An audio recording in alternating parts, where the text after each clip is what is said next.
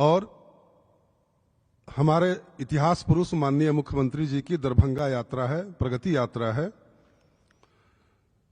तो मैं आपसे कुछ बातें शेयर करने जा रहा हूं। पहले दरभंगा के बारे में कुछ बातें। आज से 10 साल 15 साल पहले जो लोग दरभंगा गए होंगे और जो अभी दरभंगा जाते हैं, दोनों में जमीन आसमान का अंतर है। आज एक बार की विश्वास नहीं होता है कि यह वही दरभंगा था जिसे लालू यादव जी ने 2005 में उजड़े हुए रूप में छोड़ा था।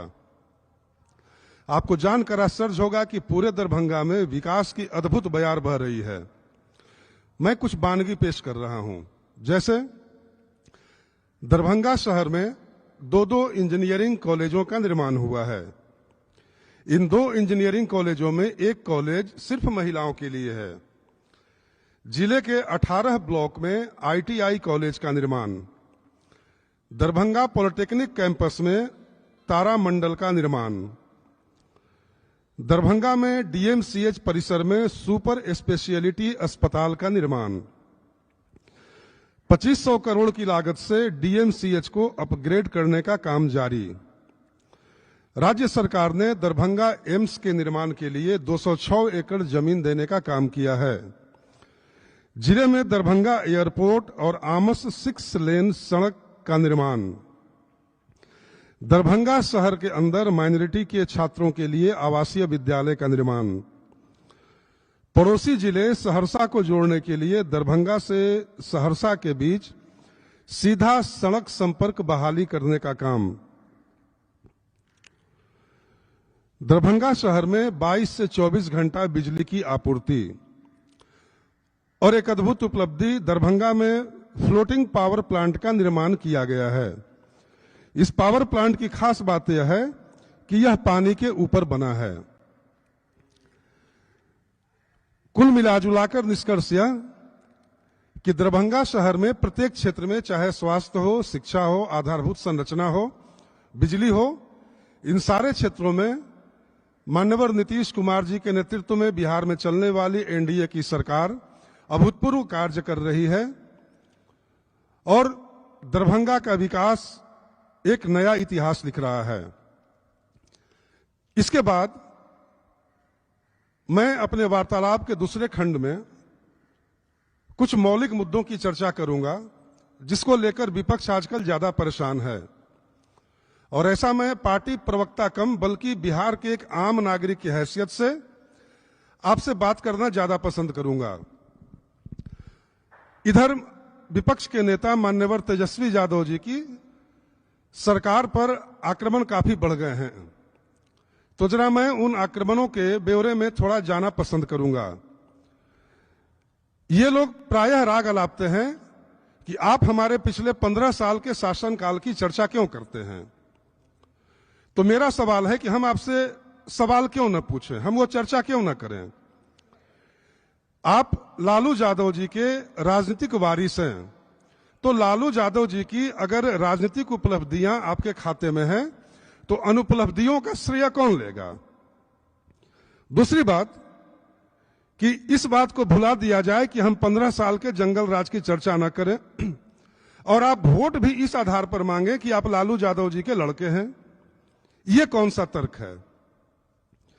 महत्वपूर्ण यह है कि आप जब डिप्टी CM बने तो आपके डिप्टी CM रहते पटना की सड़कों पर राजद के कार्यकर्ताओं और समर्थकों ने जो उदंडता फैलाई, उससे साफ स्पष्ट हो गया कि आपकी गतिविधि और क्रियाविधि और 90 से 2005 के बीच जंगल राज की गतिविधि में कोई अंतर नहीं है। आप भी बिहार को उसी पुराने दौर में ले जाएंगे। याद है आपने चुनाव के समय गमछा घुमा घुमा कर जिस तरह अपने कार्यकर्ताओं को और समर्थकों को उत्तेजित किया था, वह जंगल राज के पुराने दौर की याद दिला गया।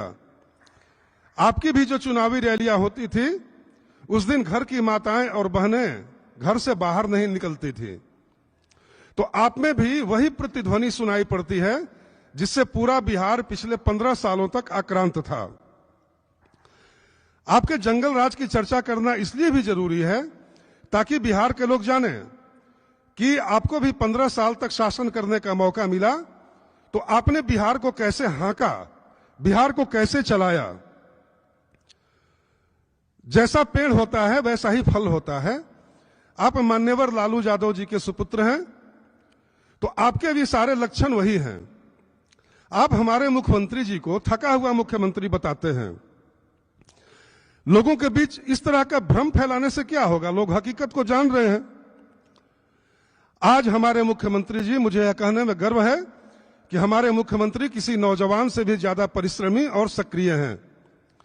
इस कड़ाके की ठंड में जब राजसी लिहाफ में आप अपने मखमली नाजुक बदन को समेट कर सोए होंगे, हमारे मुख्यमंत्री जी इस कड़ाके की ठंड में भी बिहार वासियों के दरवाजे पर प्रगति यात्रा के जरिए पहुंच रहे हैं और अपनी उद्यमशीलता का प्रदर्शन कर रहे हैं। दूसरी बात यह कि एक और आप माननीय मुख्यमंत्री जी को थका हुआ आदमी बताते हैं और दूसरी ओर उनका साथ पाने के लिए आपकी लार भी टपकती है, उनकी शागिर्दगी के लिए आप बेचैन भी रहते हैं। तो इस तरह के अंतर विरोधी बयानों से आप खुद हास्य का पात्र बनते हैं बिहार के आम जनमानस के बीच में। यह आपको जानने की आवश्यकता है। आजकल आपको नया नया शौक लग गया है। आप बताते हैं कि बिहार को अधिकारी चला रहे हैं, ब्यूरोक्रेट चला रहे हैं। अरे भाई, तो भारत के प्रत्येक राज्य में, भारत केंद्र से लेकर प्रत्येक राज्य की सरकारें ब्यूरोक्रेसी ही चलाती हैं। यह तो सामान्य सी बात है। महत्वपूर्ण यह होता है कि राज्य का जो मुख्यमंत्री है, केंद्र में जो प्रधानमंत्री हैं, वह अपनी ब्यूरोक्रेसी से कैसे काम निकालते हैं, उनको कैसे एक्टिवेट करते हैं, उनको कैसे गतिशील करते हैं। तो आपका यह इतिहास बताता है कि चूंकि आपके पिताजी को पढ़ाई लिखाई से कोई वास्ता था नहीं, उनके लिए बिहार के मुख्यमंत्री की गद्दी मौज मस्ती का साधन भर था, तो वो प्रसिद्ध हैं बिहार के अधिकारियों से खैनी मलवाने के लिए। सारे बिहार के लोग जानते हैं कि आपके पिताजी ने अपने शासनकाल में बिहार के प्रशासनिक अधिकारियों के साथ कैसा व्यवहार किया। खैनी मलवाना, पिकदान उठवाना, यही काम था उनका।